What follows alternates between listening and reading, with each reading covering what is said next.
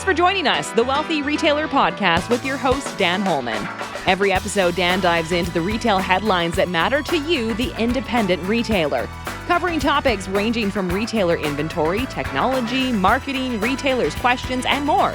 The Wealthy Retailer Podcast is brought to you by Canadian Retail Solutions. Learn more at retailbycrs.com. And now, here's Dan Holman.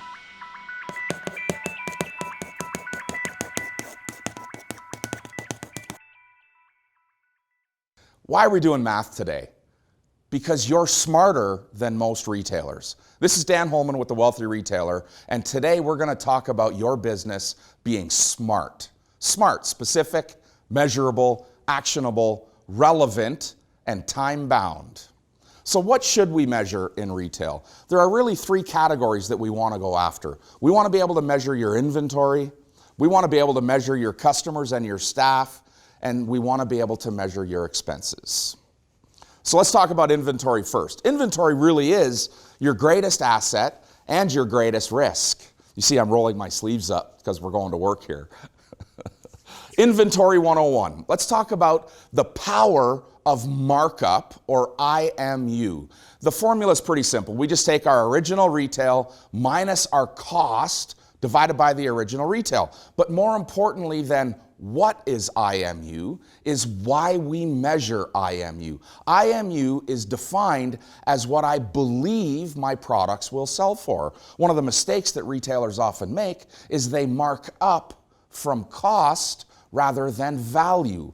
And so I'll say to you, are you using a factor to mark up your goods or pricing them at what they're worth? If you had the ability to walk into your store today, do you believe you can add $1, $2, $3 to every single item in the store? If you can, you're influencing that IMU, that initial markup, consequentially creating a little bit more maintained margin at the end of the day.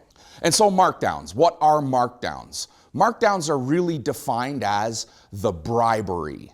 The bribery, how we bribe customers to take goods that are overstocked, last runs, or single sizes, or bad buys. We mark down goods to bribe our customers to take them.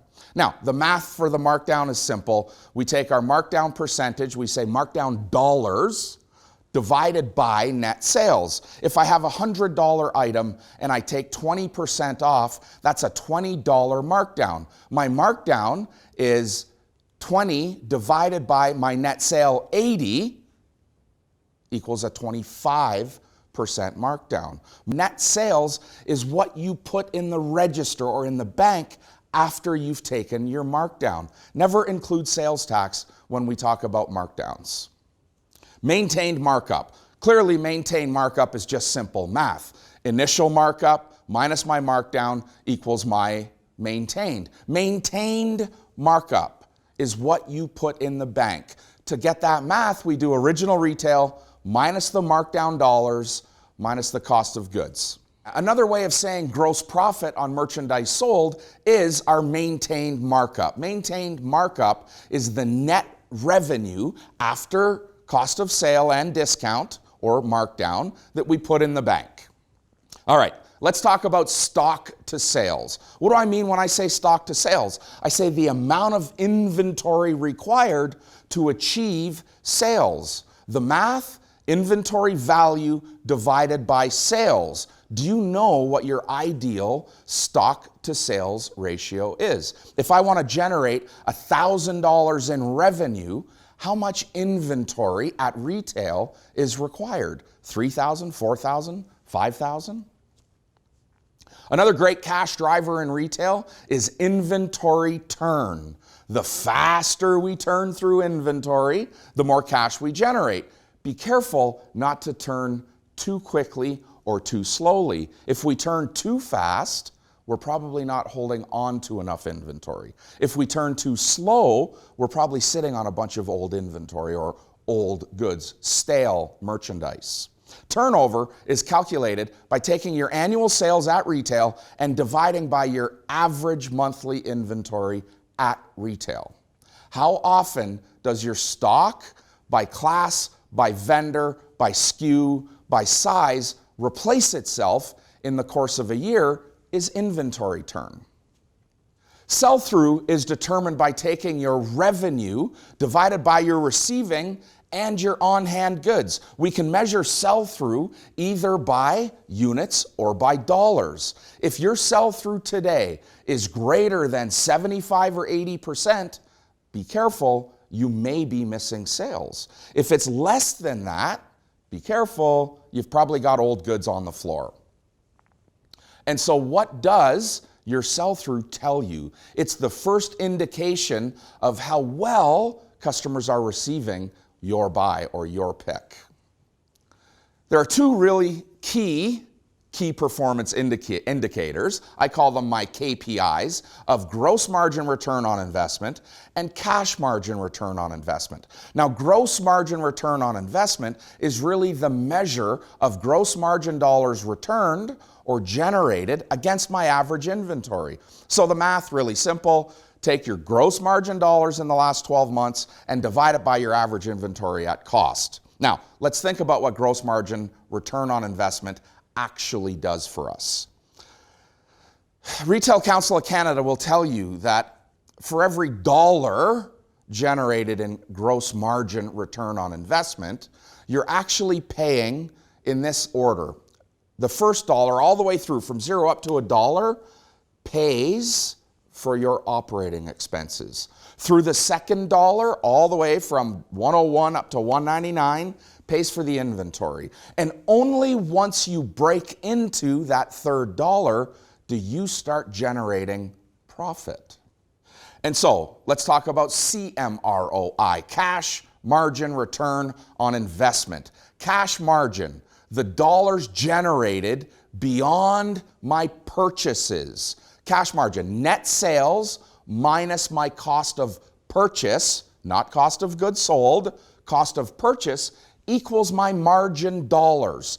That margin dollar is how you operate the business. So how do we do that math? We take our net cash margin dollars divided by our average inventory at cost. That will give you your factor or your ratio of cash margin return on investment.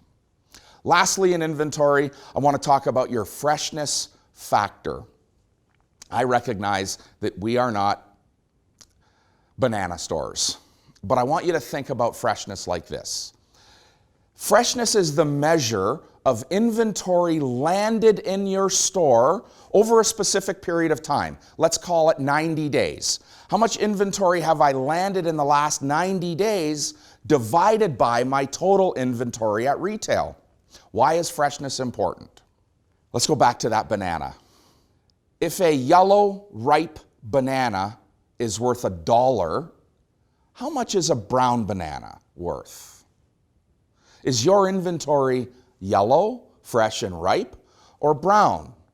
Think about freshness. Retailers say to me all the time, that's a never out of stock class. It's just a white t-shirt. Well, how long should that white t-shirt be in your store? How much cash should you have tied up in a never out of stock? When was the last time someone came into your store and said, show me something from last season? Freshness is the key driver in sales, one of the key drivers in sales. This podcast is brought to you by Canadian Retail Solutions. We've been empowering retailers across North America for 30 years with the latest in point-of-sale technology, best-in-class support, merchandise intelligence with open-to-buy planning, and much more. CRS has the retail solution to help take your retail business to the next level of success. Visit retailbycrs.com to learn more. Remember, Canadian Retail Solutions exists to help make you, the independent retailer, better. All right, let's get off of inventory and talk about customers and staff. What should I be measuring in customers? Number one, most important metric, most important number for you to measure is traffic. Traffic, the number of customers that enter your store per hour per day. Sounds pretty simple, but do you know those numbers? I can't tell you how many times a retailer says to me, traffic feels down, traffic feels soft, traffic feels off. as humans, we often make the mistake of making decisions, making action, taking action based on what we believe to be true rather than what is substantiated truth. Think about your customers walking in that door. If you're counting them, you can then think about things like conversion. Conversion, the number of customers that buy. So how do we do that math? Conversion.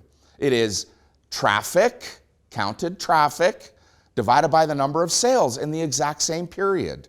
Do you have enough staff to cover the conversion opportunity or traffic opportunity in your store? Another great measurement for me is units per transaction. How many items does a customer buy? So your UPTs, it's the number of items sold divided by the number of transactions in any specific period. Do you measure units per transaction? Let's just take a step back, units per transaction. I might think about units per transaction or UPTs as one of those retail metrics, but when we think about the ability to convert clients, we think about our ability to engage clients, it comes from us building total solutions. A total solution is rarely a shirt, a bottom, a jewelry or an accessory item, a belt, but rather the combination of those items. If you think in terms of total solutions, you will increase your UPTs, you will increase your average sale, and consequentially your top line revenue. One of the other great measurements for store owners and managers is sales per employee. Not sales per selling employee, but sales per employee in my business. I take my net sales divided by my number of employees. Measure that number by every staff member against the average that you can set up in your store. If you're looking at only your sales staff, measure sales performance by Susie and by Dave and against the average. Invest regularly in sales training and increase your sales per employee. Okay, expenses. There is no revenue, there is not enough revenue to ever mitigate, to ever replace poor operating expenses. You need to know what your operating expenses are as a percentage of your revenue.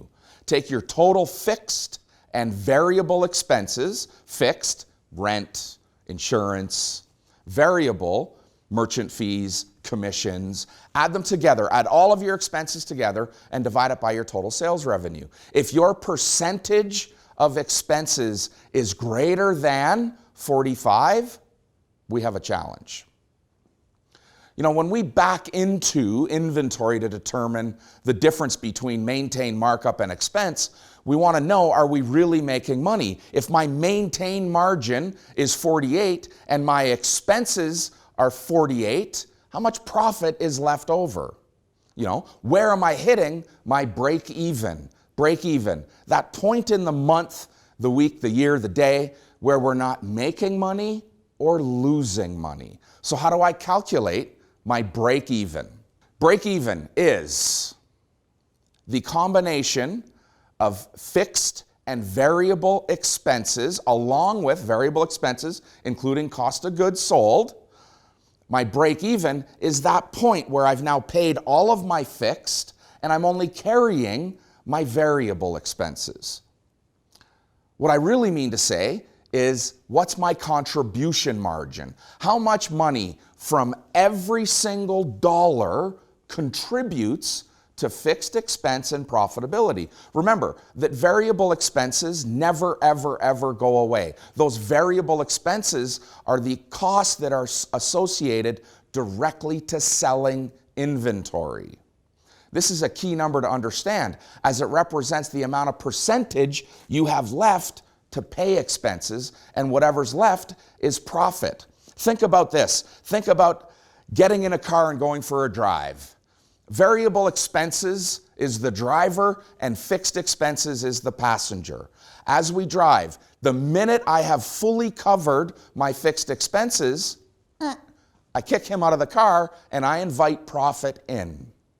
Contribution margin is the measure of fully satisfying your expense contributions or your expense costs to allow profit to get in that car. How quickly do we get profit in our car? So there we have it. We've talked about a bunch of things to measure in your business. And I'll remind you that if we're not measuring it, can we in fact improve it? So there you have it, retail math, a cursory version of retail math. But this is absolutely something that you have to master to become a wealthy retailer. Thanks for joining us. This is Dan Holman, the Wealthy Retailer.